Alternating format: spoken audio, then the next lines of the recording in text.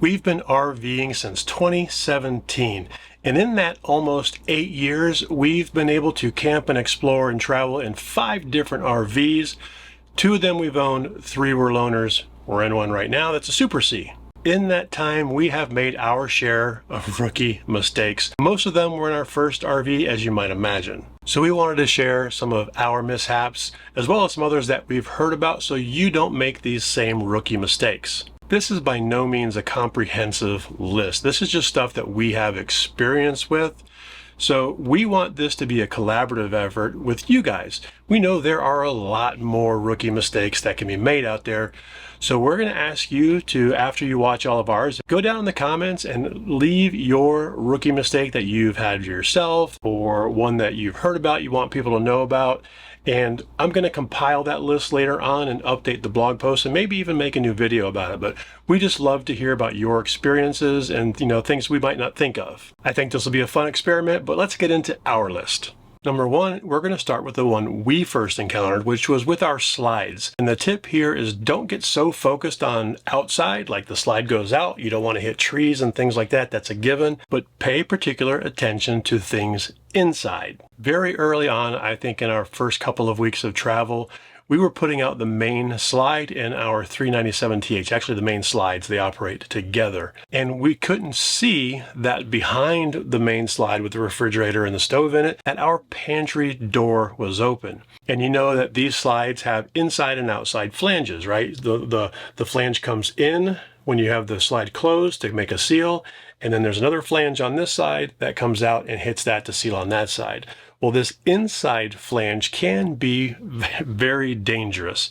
And for us, it caught our pantry door, had opened up and got itself out just far enough so that when the slide came out, it caught our door and just tore that whole door frame.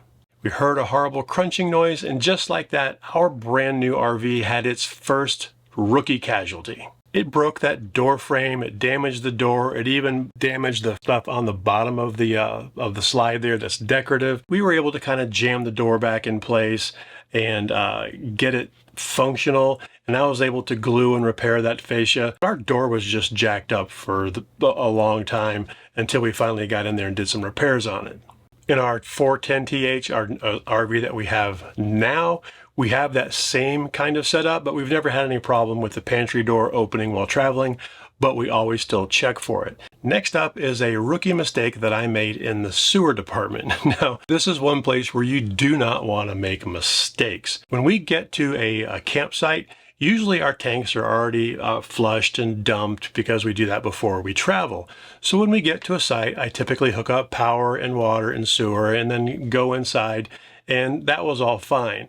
But a couple of days later, I went out to flush our black tank. I pulled the handle and I immediately noticed a problem. Luckily, it wasn't too severe. It was just leaking a little bit of liquid, but it was at the junction of the 2 hoses. I immediately had shut off the black water already.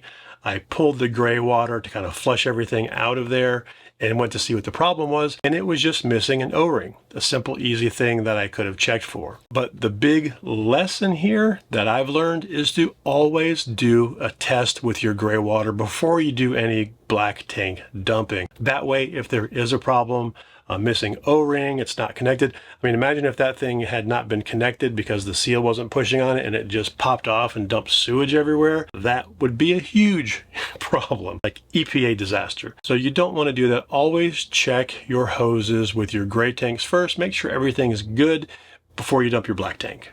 Another rookie mistake in the sewer department has to do with when you flush the black tank. Now, this one has never happened to us.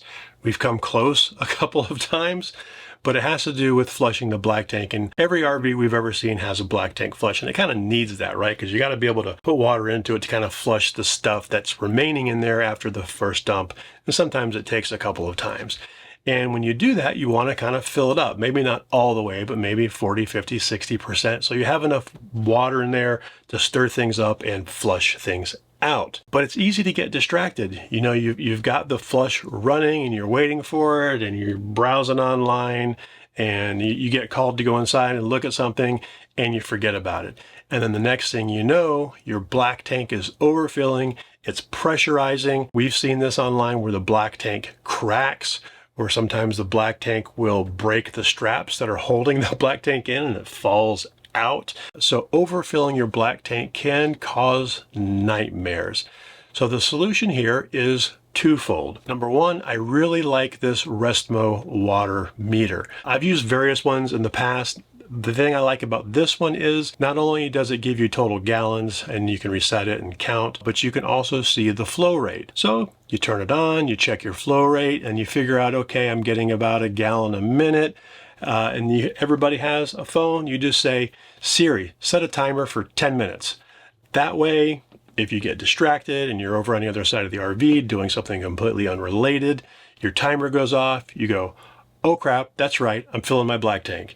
And then you go back and fix it. So lesson number 3 for the rookie mistakes is set a timer. Even if you don't have the flow meter, at least set a timer for like 5-10 minutes. You don't want to set it for too long because you don't want to push the edge on that. Number 4 is a serious one. In fact, in order of importance, this is definitely number 1. Now, this is a rookie mistake that hasn't happened to us, primarily because before we ever started RVing, when I was in the research mode, I came across a Facebook post, and it was a very heartfelt, sad story of some pet owners who left their pet in their RV unattended. While they were out exploring, the RV park's power went out temporarily, just for a little bit, but it was enough to shut their ACs off. They came back home and it was not good. I'm not going to go into details, but you can kind of probably surmise what happened. But reading about that was so gut-wrenching, and we can't even imagine how those people felt. And we never want to feel like that. We never want you to feel like that. That's just something we don't want to happen ever. So since day one, when we hit the road back in 2017, we've always had a way to monitor Daisy's environment. And for years now, we have been using Waggle, and we really trust it to keep an eye on the environment. And we want to thank Waggle for making such great products and also for being a channel sponsor and for sponsoring this video. If you're not familiar, the Waggle Pet Monitor gives us real-time alerts. If the temperature gets too high, the humidity gets too high, the power goes out, power comes back on. When that happens, we get text messages, we get push notifications on our phone, and emails. We do all 3 because this is something we don't want to somehow miss. It uses 4G multi-carrier cellular data, so you do not need your own Wi-Fi. And Waggle is giving you guys, our viewers, the best deal they've ever offered. You can use code LANES at checkout on the Pet Monitor for 75% off. That is super, super cool. Thank you for that discount for our viewers, Waggle. That is awesome. The other Waggle product we've come to love is the 4G Minicam. Now, the thing that's really cool about this is it's also 4G multi-carrier, so you don't need Wi-Fi, but it's also battery powered, so you don't have to figure out how to plug this thing in. It's also waterproof. It's got motion sensing on it. It's got a little security light here. This is magnet, so you can mount it this way. You can mount it this way, actually like that. There are a bunch of ways you can mount this. You know, we have Daisy's environment monitored, but there's just nothing like actually checking in and looking at your pet just to make sure they're okay. Maybe make sure they're not barking too much while you're gone. For the 4G Minicam, we also have a really good discount. It's 15% if you use code TERRA, and that code will work on both the 4G Minicam as well as their pet bundles. So do your furry family member a favor, that's a tongue twister, and don't leave them alone unmonitored. Get the Pet Monitor, make sure your pet is safe while you're away. Number 5 is one that I'm sure that we've all seen either online or in person. I know that we've seen it several times in person, although it hasn't happened directly to us, and that is awnings. Now, you know, different awnings have different levels of beefiness, I would say. Some even auto retract if they have wind. Those are really cool. But none of them are going to stand up to a strong gust from a storm. We have seen awnings torn completely off. We've seen them several times flipped over the top of an RV, and that just makes for a bad day. You got to figure out how to get that thing off there. It's got all those springs and stuff that are in the arms, and it's just a big, big mess that you don't want to deal with. If you're going to leave your RV for any amount of time, hour or longer, Don't leave your awning out. Now, we do with ours sometimes, but only if we have it tethered. We have a screen that for ours, that kind of a drop shade, and then we tether that down. And even then, we still won't leave for any period of time without disconnecting all that and bringing it in. These things aren't really designed for rain and wind. They're designed for just shade, unfortunately. But it is what it is. I mean, it's difficult to design something that's essentially a giant sail. It's going to just do what it wants to do when that wind comes. Number 6 on our list is another one that we've seen in person but hasn't happened directly to us, and that is essentially traveling with your RV when it's not ready to travel. Just 3 days ago, we saw an RV pulling out of an RV park making a horrible racket, and their stairs were down. They had the same kind of stairs that we do, the single stairs that come down, and they were just dragging all the way out, and they were going fast. I tried to run out of here and catch them and wave them down, but they were gone. About 2 weeks before that, and I think it was actually in the same campground, I saw an RV driving out of the park with its sewer cap hanging and liquid of some sort just coming out of there. On every turn they make, they were making a nice little trail of sewage water all the way out of the park. I couldn't catch them either. I suspect what happened there is they probably did dump and flush and forgot to put the cap back on, forgot to close the gate valve, and probably after moving it just sloshed around and dribbled out. It wasn't like gushing out. My point with all of this is all of those things could have been avoided with a checklist. Tara and I use 4 different checklists, and I'll link a video where we've gone over these before, but we have a T24, T12, T1, and T0. Those T's are like, from launches, like T minus 24 hours kind of thing. 24 hours, of course, is the day before, 12 is the night before, 1 is the morning of departure, and 0 is our hitching last minute stuff. And we go through those religiously, even though we've done it hundreds of times. There are times you just get distracted. You might be out hitching and doing things and somebody distracts you, you talk to them, you come back and you forget where you left off. So this tip is all about checklists. We'll link ours down below. Coming in at number 7 is dropping your 5th wheel on your truck. Obviously, this only applies to 5th wheels, but this is one that we also read about before we hit the road, and it can be avoided if you're just willing to spend 2, 3, maybe 5 minutes tops in your hitching process to avoid this problem. And the problem occurs when you think you're hitched and you're ready to go, you go to pull away, and this happens. Those are our friends Tom and Cherie from enjoythejourney.life. Really nice people. And you know what? Good on them for sharing this. As YouTubers, we put our mistakes out there so you can actually see when things go wrong. See that we're actually just real people out here doing the same thing you're doing.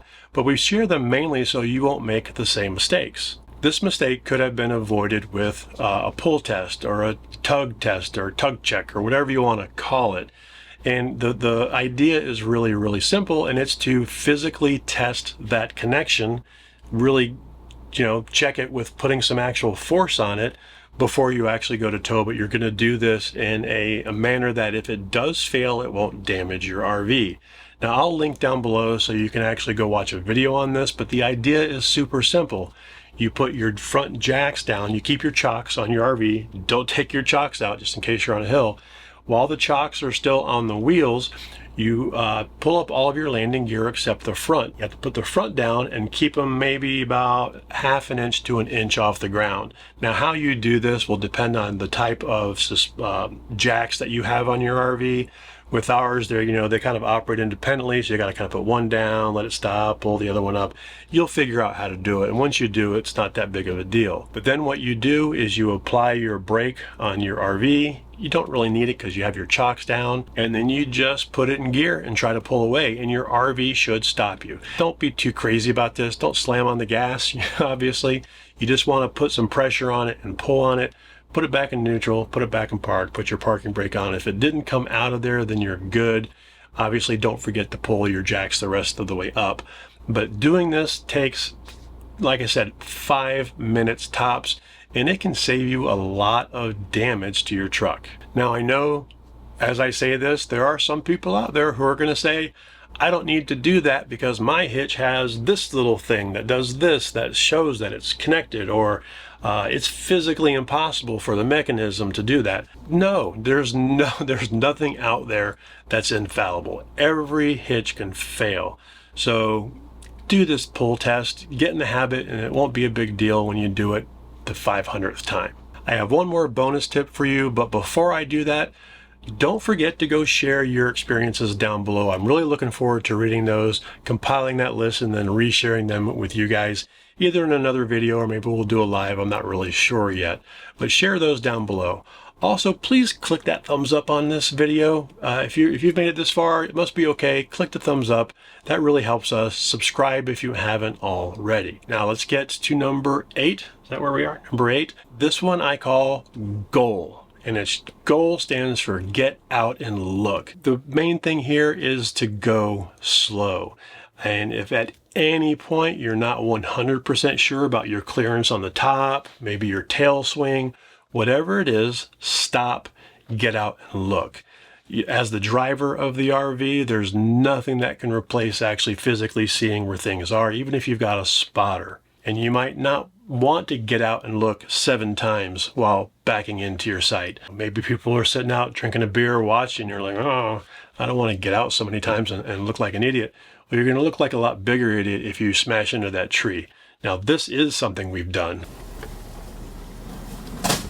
Oh no. So don't get overconfident, don't get cocky, take your time, get out and look, and be safe, and don't damage your RV like we've done in the past. I hope you like this video. We'll see you next week.